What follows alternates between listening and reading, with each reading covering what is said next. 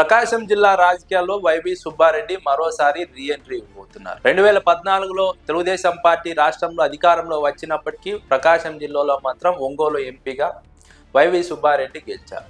ఆ తర్వాత 2019 ఎన్నికల్లో ఆయనకు టికెట్ ఇవ్వలేదు.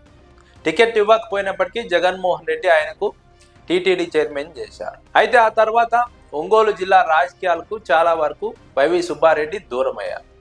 అయితే వైవి సుబ్బారెడ్డి దూరమైనప్పటికీ ఆయన అనుచరుల వర్గం మాత్రం ఇప్పటికీ బలంగానే ఉంది.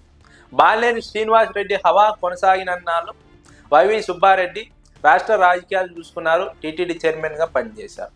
బాలినేని శ్రీనివాసరెడ్డి 2024 ఎన్నికల్లో ఓటమి తర్వాత జనసేన పార్టీలో చేరిపోయారు. జనసేన పార్టీలో చేరిన తర్వాత ఆయన స్థానంలో ఒంగోలు నియోజకవర్గ ఇన్ఛార్జ్గా చుండూరు రవిని జగన్మోహన్ రెడ్డి ప్రకటించారు. అదే సమయంలో బాలినేనితో ఖాళీ అయినటువంటి స్థానాన్ని భర్తీ చేయాలని జగన్మోహన్ రెడ్డి భావిస్తున్నారు.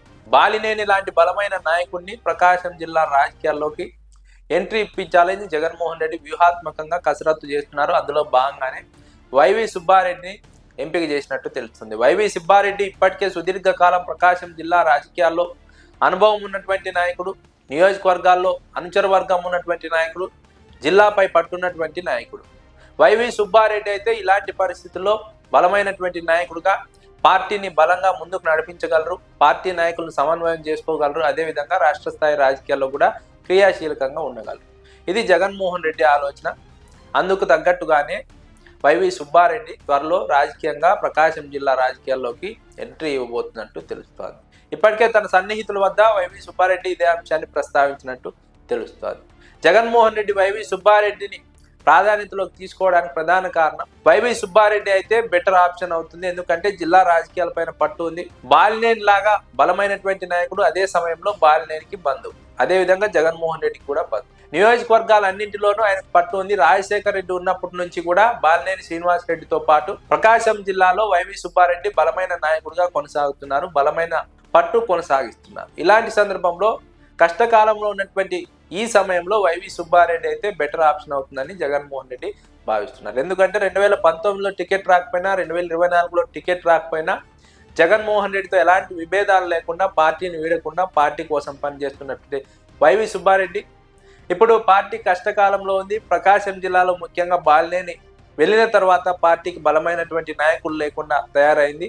కాబట్టి వైవి సుబ్బారెడ్డి అయితే బెటర్ ఆప్షన్ అవుతుంది, నమ్మదగ్గ నాయకుడు అవుతాడని జగన్మోహన్ రెడ్డి వైవి సుబ్బారెడ్డికి ఆ బాధ్యతలు అప్పగించినట్టు తెలుస్తోంది. అందుకే వైవి సుబ్బారెడ్డి త్వరలో రీఎంట్రీ ఇవ్వబోతున్నారు. అయితే రీఎంట్రీతో ప్రకాశం జిల్లా రాజకీయాల్లో వైసీపీకి మళ్ళీ ఊపు వస్తుందని విశ్లేషకులు అంచనా వేస్తున్నారు. ఎందుకంటే అన్ని నియోజకవర్గాలపైన ఆయనకు పట్టు ఉంది, అన్ని నియోజకవర్గాల్లో అనుచర వర్గం ఉంది, అన్ని నియోజకవర్గాల నాయకులతో కూడా సమన్వయం చేసుకోగలరు.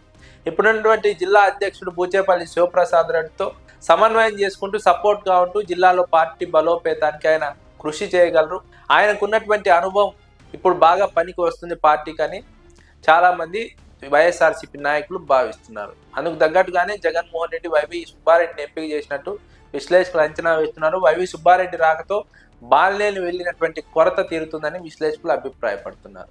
వైవి సుబ్బారెడ్డి ప్రకాశం జిల్లా రాజకీయాల్లోకి రీఎంట్రీ ఇస్తే వైసీపీలోకి బాలినేని రీఎంట్రీ ఉండకపోవచ్చు అన్న విశ్లేషణ కూడా వినిపిస్తోంది. ఎందుకంటే చాలా కాలంగా బాలినేని శ్రీనివాసరెడ్డి వైసీపీలోకి వస్తారంటూ ప్రచారం సాగుతోంది.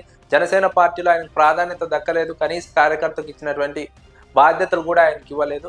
ఇలాంటి ఒక సందర్భంలో బాలినేని శ్రీనివాసరెడ్డి మళ్ళీ వెనక్కి వస్తారు, ఆయన కొడుకు రాజకీయ భవిష్యత్తు కోసమైనా వైసీపీలోకి వస్తారని ప్రచారం జరిగింది. ఇప్పుడు వైవి సుబ్బారెడ్డి ఎంట్రీ ఇస్తే ఖచ్చితంగా బాలినేని శ్రీనివాసరెడ్డి తిరిగి వచ్చే అవకాశం ఉండదని విశ్లేషకులు అంచనా వేస్తున్నారు. ఎందుకంటే 2014 ఎన్నికల్లో బాలినేని శ్రీనివాసరెడ్డి ఒంగోలు ఎమ్మెల్యే అభ్యర్థిగా పోటీ చేసి ఓడిపోయారు.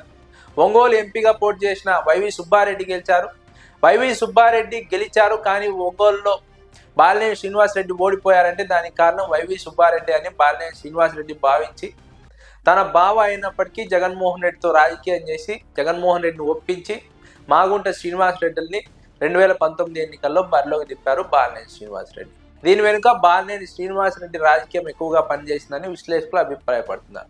వైవి సుబ్బారెడ్డి ఇప్పుడు జిల్లా రాజకీయాల్లోకి రీఎంట్రీ ఇస్తే బాలినేనికి మళ్ళీ వచ్చే అవకాశం ఉండకపోవచ్చని చాలా మంది అభిప్రాయపడుతున్నారు.